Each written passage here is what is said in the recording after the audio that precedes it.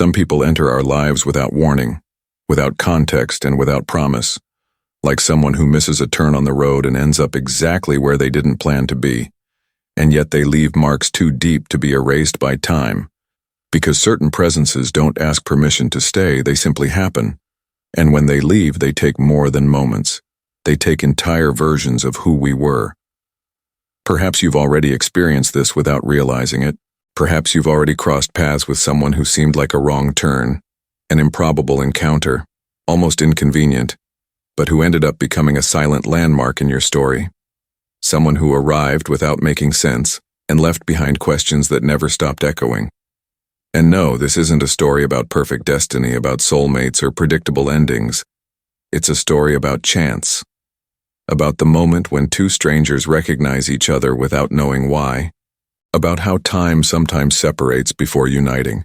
And about what remains when everything changes. When certainties crumble. When people follow different paths.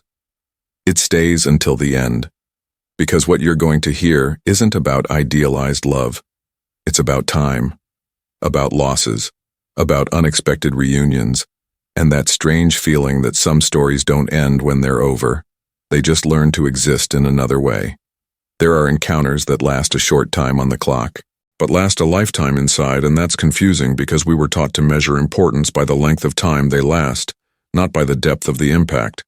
So the mind tries to discard, minimize, pretend it was nothing, even when the body remembers, when the memory insists, when a phrase, a smell, or a place still awakens something nameless. Perhaps you recognize yourself in this when you remember someone who passed by too quickly to be called history, but too intensely to be forgotten, someone seemingly unimportant, but who left invisible marks that no long relationship could erase. And looking back, you realize it wasn't an exaggeration. It was just a lack of emotional language to explain what you felt. This moment is about reinterpreting the past without guilt, understanding that certain people didn't come to stay. They came to reveal parts of yourself that would only appear in that specific encounter, validating feelings that never had logic, permission, or acceptable social explanation, but that were real. Because time doesn't measure meaning and not everything that lasts a short time is small, sometimes it's just too concentrated to fit into simple explanations. It was an ordinary day, one of those days that don't stay in your memory because nothing seemed worth remembering. A functional, predictable day with no signs that anything was about to disrupt the normal course of things.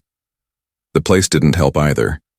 It was banal, everyday, a space where people pass by without looking twice, where nobody arrives expecting anything to change because it's not the setting for great stories, it's just a point on the map used to accomplish any task. There was no expectation. There was no emotional preparation. There wasn't that feeling of, something will happen today. There was only the automatic continuity of life, until without warning, two complete trajectories crossed, not as if searching, but as if simply going. Each carried their own story, their problem solved or not, their provisional certainties, their silent pains, and neither of them was looking for something new, because encounters that leave a mark are not born from searching. They are born from chance.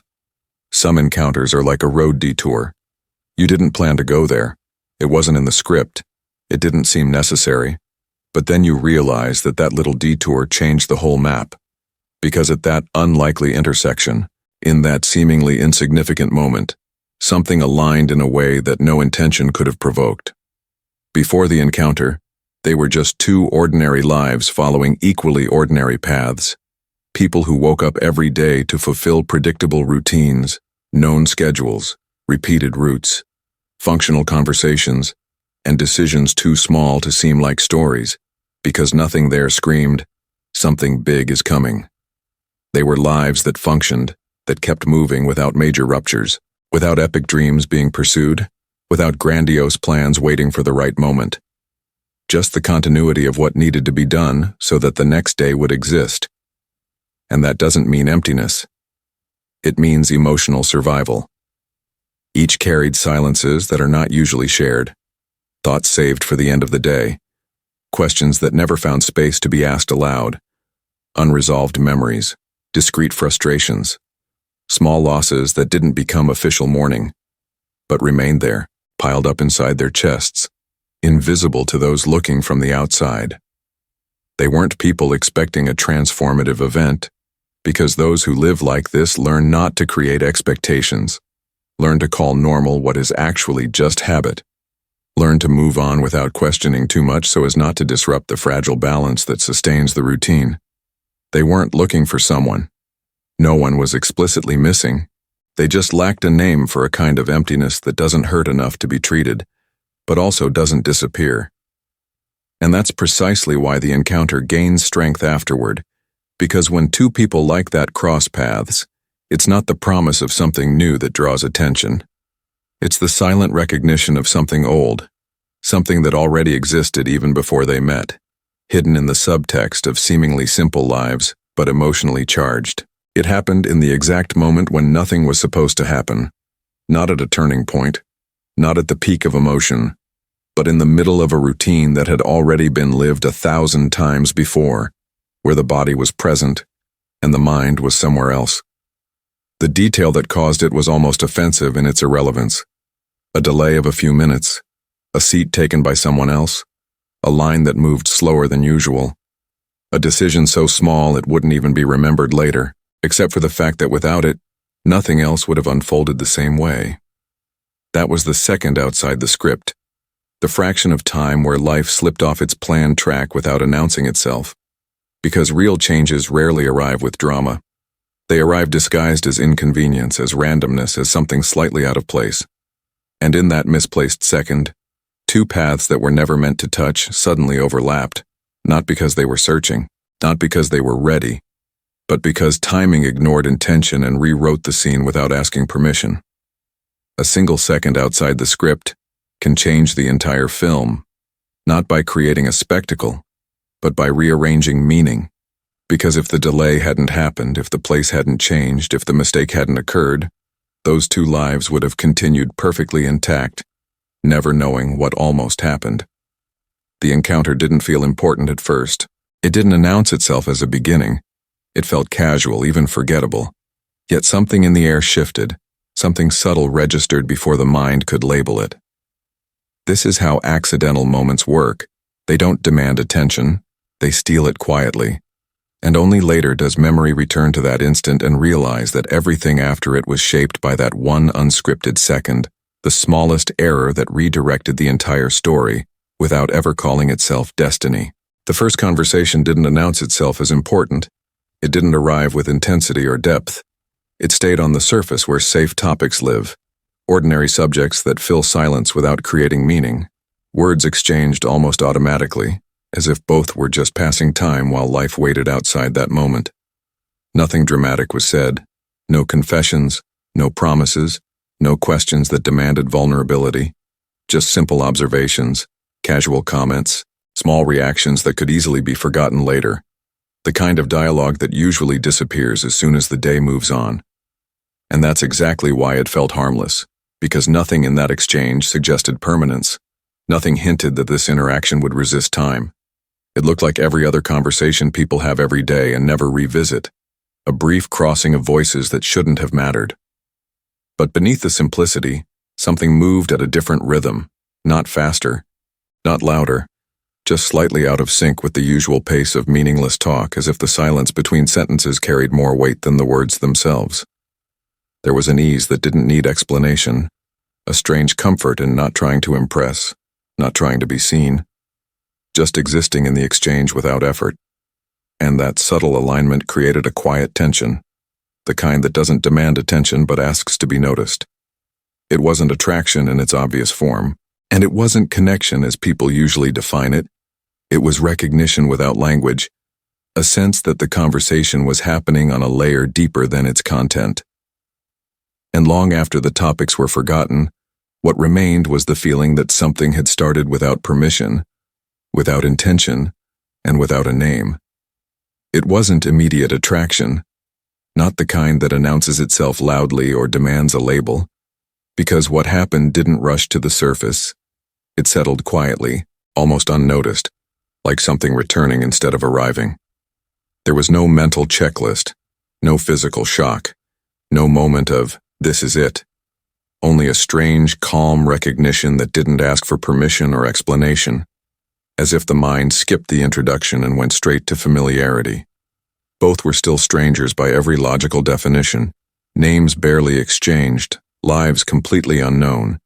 Yet something inside reacted as if this presence had already been accounted for somewhere deep, stored without memory, without context, without reason, and that was precisely what made it unsettling and impossible to ignore.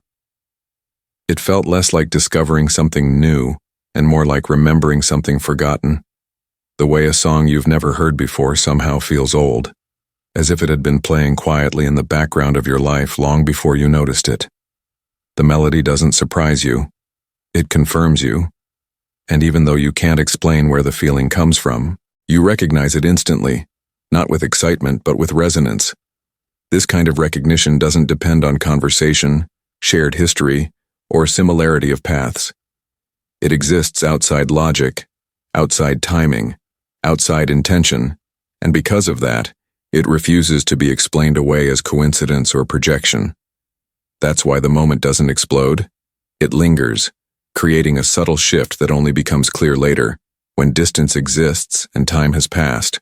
Only then do you realize that something irreversible happened in that brief exchange, not because of what was said or done, but because of what was silently understood. It was never about attraction or destiny or meaning assigned after the fact. It was about recognition without explanation. Two complete lives crossing for an instant, and leaving with the unsettling awareness that some connections don't announce themselves loudly. They simply feel familiar enough to change you forever. There is a strange kind of time that starts forming when two people who were never meant to meet begin to share the same space. And it doesn't announce itself. It doesn't slow clocks or stop the world dramatically. It simply bends perception, making hours pass too fast to be noticed, as if the day suddenly forgot its own weight. Minutes dissolve without urgency, conversations stretch without effort, and what should feel rushed becomes effortless, because the mind is no longer counting. It is inhabiting. This is not excitement in the obvious sense, it is alignment.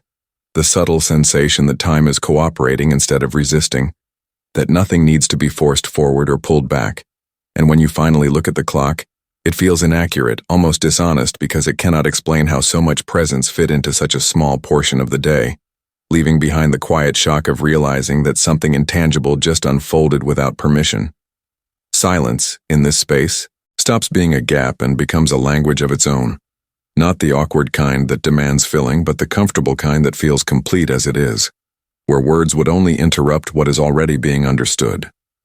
The world around begins to blur, not because it disappears, but because it loses priority. Background noises soften, movement slow, and everything outside that shared moment feels oddly distant, as if reality itself agreed to step aside for a while. Two lives remain intact, two histories remain unresolved. Yet inside this suspended pocket of time, none of that presses, none of that intrudes, because something rare is happening. The present is enough. And long after the encounter ends, what lingers is not what was said or done, but the memory of how time behaved differently, as if it recognized the significance before the people involved ever could. From the very beginning, there was a quiet sensation that stayed unspoken, a subtle awareness that this moment was not designed to stretch far into the future, not because something was wrong, but because it felt contained in time, like a scene that knows exactly when it must end. It wasn't fear or pessimism. It was intuition moving silently beneath the surface, the kind that doesn't create anxiety, only clarity, a knowing that doesn't demand explanation. There were no promises exchanged, no words about tomorrow, no attempts to secure permanence, because both sensed that naming the future would break the fragile balance of the present, and so everything remained suspended in now, untouched by expectation. This intuition didn't weaken the connection. It intensified it, because when the mind accepts that something may be brief, attention sharpens, moments become heavier, glances last longer, and every detail feels strangely final, as if the experience itself is asking to be fully lived before it disappears. There were no plans for what would come next, No imagined continuity. No silent agreements about staying in each other's lives. And that absence of future became the space where truth could exist without pressure. Without plans, there was honesty. Without promises, there was presence. And without a shared tomorrow, there was a rare kind of freedom that allowed both to show up exactly as they were, complete and unfinished at the same time. The feeling that this won't last didn't create distance, it created precision, making each interaction feel intentional even without intention, meaningful even without commitment. And long after the encounter ended, that silent intuition proved itself accurate, not as a loss but as a reminder that some connections are not meant to be extended. They are meant to be exact, arriving, existing fully, and leaving before time can dilute what made them unforgettable. There is a quiet beauty in living something without guarantees, because when certainty is removed, attention sharpens and presence becomes unavoidable. Nothing grand is promised, nothing is secured for tomorrow, so what exists gains value simply for existing now. The deliveries are small, almost unnoticeable to anyone watching from the outside. A shared look that lasts a second longer than expected. A conversation about ordinary things that somehow feels heavier than it should. A laugh in the middle of a routine moment that breaks the mechanical flow of the day. These moments don't announce themselves as important. They don't demand permanence. They just happen, and precisely because they might disappear, they are fully lived. When there is no contract with the future, the present stops being a bridge and becomes the destination, and that is where meaning quietly settles. Living without guarantees is like writing in pencil, aware that it can be erased at any time, and that awareness changes the way every line is drawn. You don't press too hard, but you also don't rush because even something temporary deserves care. There is freedom in knowing that nothing is fixed, that mistakes can be softened, that the page doesn't demand perfection, only honesty.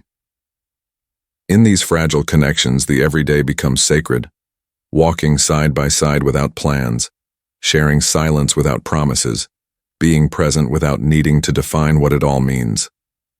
The beauty isn't in the duration, but in the permission to experience something fully even when it has no guarantees, because some moments are not meant to last forever. They are meant to exist exactly as they are, and that is enough. A stranger doesn't arrive announcing impact. There is no warning sign, no dramatic music, no clear moment where you realize something inside you just shifted, and that's what makes it invisible. Life keeps moving. Routines stay intact on the surface, but quietly habits begin to change. Not because you decided to reinvent yourself, but because something subtle was activated. You start taking a different route home, lingering longer in silence, revisiting places you hadn't thought about in years. And you don't connect these changes to that brief encounter at first because it feels illogical. To give so much weight to someone who was never meant to stay. Yet the body knows before the mind does that something is no longer the same.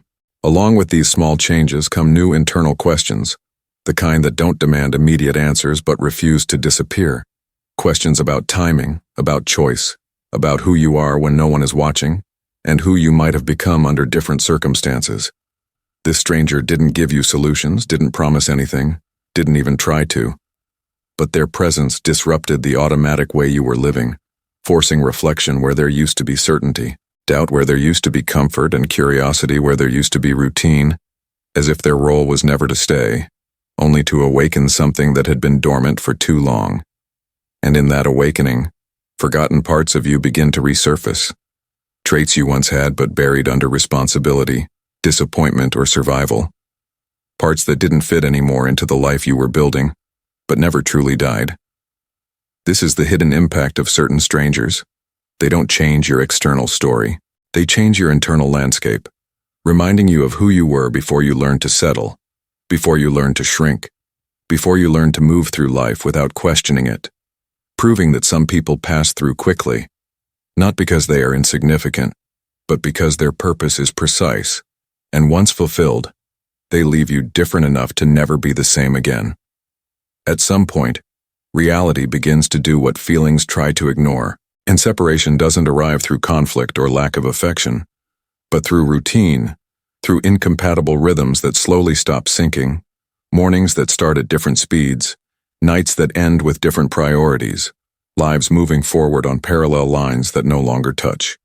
There are no villains here, only paths that demand different versions of the same people, responsibilities that grow unevenly, choices that pull in opposite directions without asking for permission, and the strange pain of realizing that connection alone is not always enough to hold two stories together.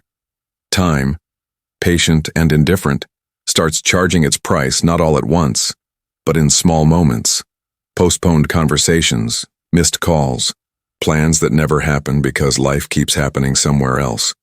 And what once felt effortless now requires negotiation, sacrifice, explanations. This is when silence becomes heavier than words, not because love disappeared, but because reality insists on reminding that wanting is not the same as being able, and caring does not stop the clock. When reality separates, it doesn't erase what was lived.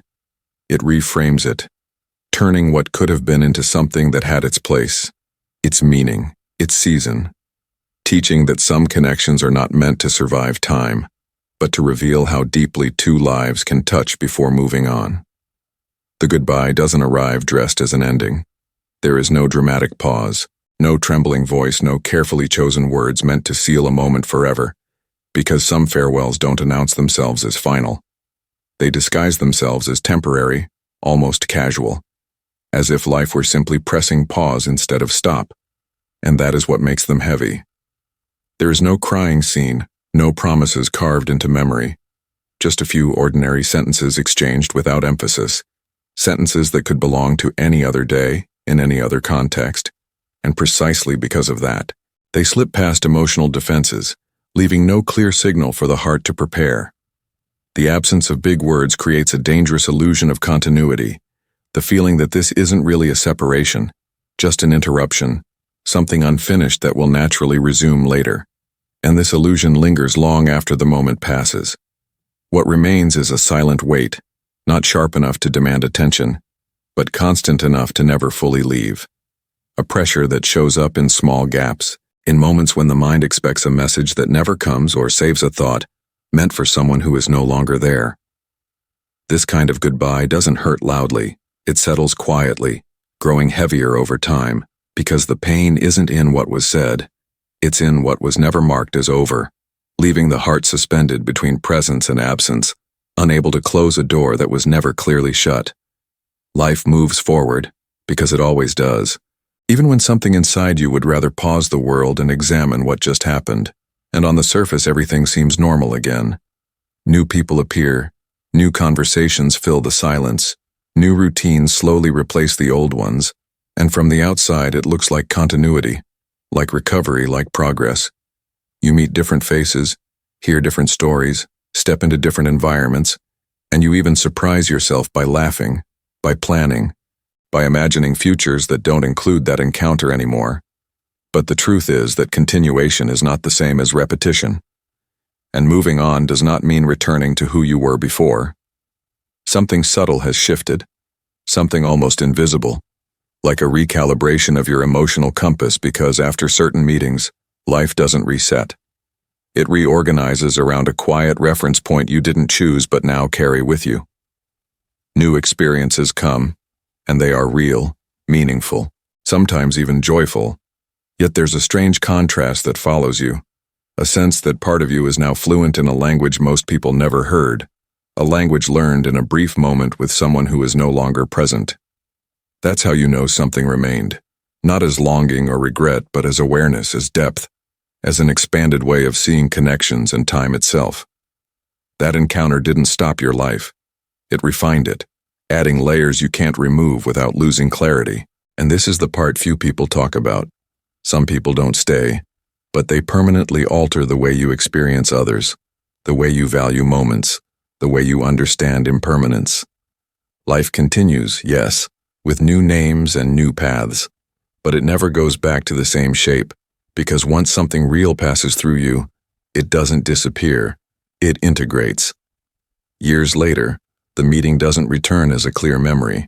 It comes back as a feeling without a label, as a quiet comparison you never consciously make, as a standard you didn't know was being set at the time.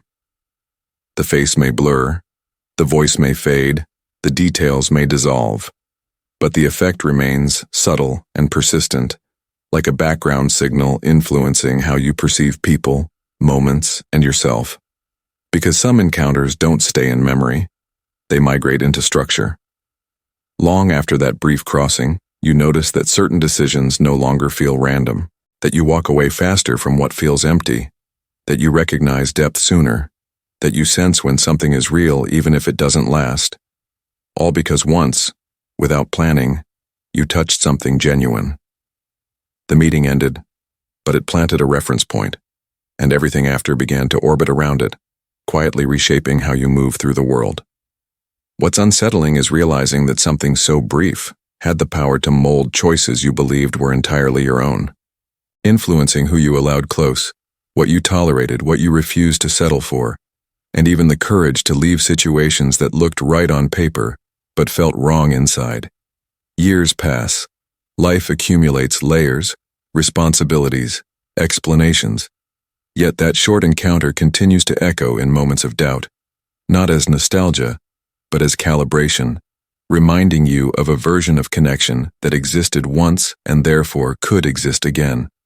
It proves that duration is not the same as impact, and that some people enter your life not to stay, but to adjust the way you see, decide, and become, shaping futures they will never witness, simply because for a brief moment, they crossed your path at the exact point you were open enough to be changed. The question never leaves, not because something was unfinished, but because something was real, and the mind keeps returning to it like a quiet echo that refuses to fade. What if is often misunderstood as regret, as a sign that a different choice should have been made. But in truth, it is rarely about changing the past. It is about recognizing the weight of a moment that did not stay long enough to become a chapter, yet stayed deep enough to become a reference point. The question appears in ordinary pauses during unrelated conversations, in moments when life is moving forward as it should, and yet something inside acknowledges that a brief encounter altered the internal landscape forever, not by promise or projection, but by presence. This what if is not a desire to return. It is an acknowledgement that for a short time, two paths overlapped in a way that revealed something essential, and once something essential is seen, it cannot be unseen, even when life continues without interruption. This question survives because it is not asking for an alternative ending. It is naming an impact that never received language at the time it happened. It exists as recognition, not longing, as awareness, not dissatisfaction, because some encounters are not meant to evolve. They are meant to clarify, to show what connection feels like when it is unforced, unplanned, and free of expectation. What if becomes a silent marker in time, a way the mind honors an experience that did not need duration to carry meaning, and did not need continuation to be complete. It reminds us that significance is not measured by how long someone stayed, but by how deeply they shifted the way we understand ourselves, others, and time itself. And that is why the question never goes away. Not because something is missing, but because something important once passed through, briefly, precisely, and enough. There is a moment in every story like this where the question quietly appears. Will there be a reunion? Or was that crossing meant to exist only once? Sometimes life allows two paths to touch again, unexpectedly, years later. When faces have changed, priorities have shifted, and the memory feels both distant and painfully familiar. When a reunion happens, it rarely looks like the imagination promised. It is not a continuation, but a confrontation between who they were and who they became. Words feel heavier, silences speak louder, and the past stands in the room without asking permission. The reunion is not there to restore what was lost, but to reveal what survived. Even when two people meet again, they don't return to the same place. They only confirm that something real once existed, and that truth no longer depends on permanence to be valid. But sometimes there is no reunion at all. No message, no explanation, no final conversation to organize the memory. Life simply moves forward, leaving the encounter suspended in time, unfinished and unresolved. This absence can feel cruel, because the mind searches for closure, and finds nothing to hold on to. Yet even without a second meeting, the impact remains intact. The memory doesn't fade because it was brief. It stays because it touched something essential. The lack of a reunion does not erase meaning. It distills it.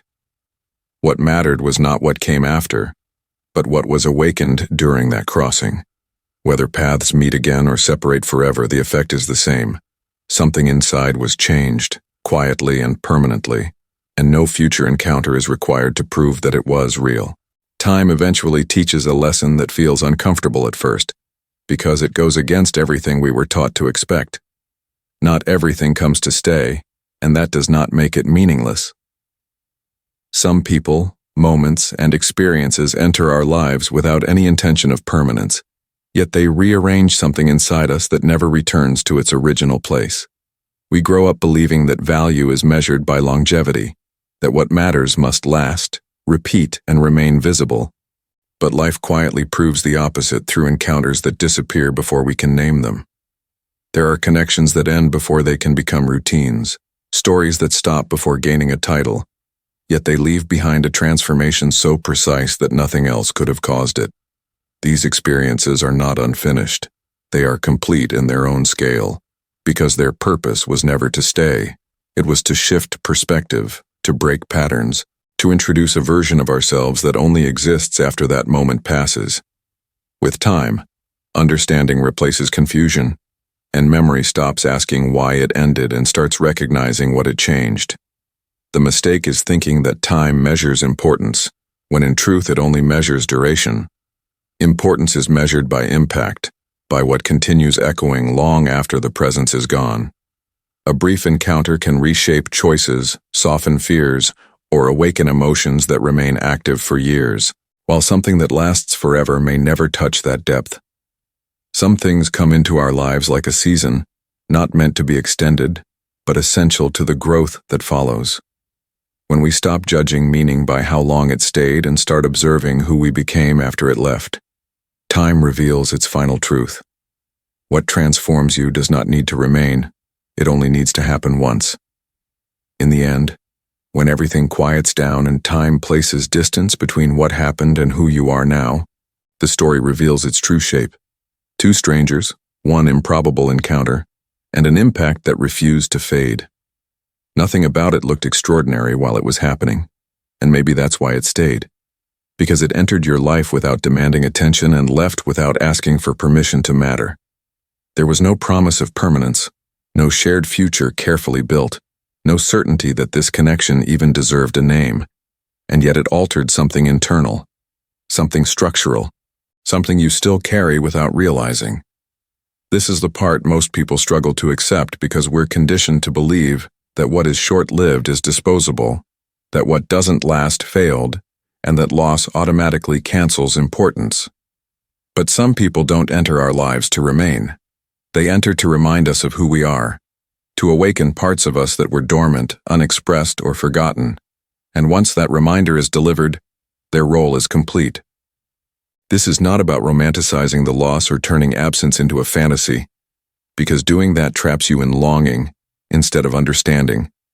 It's also not about denying the importance of what was felt, because minimizing it only creates a quiet wound that never fully closes.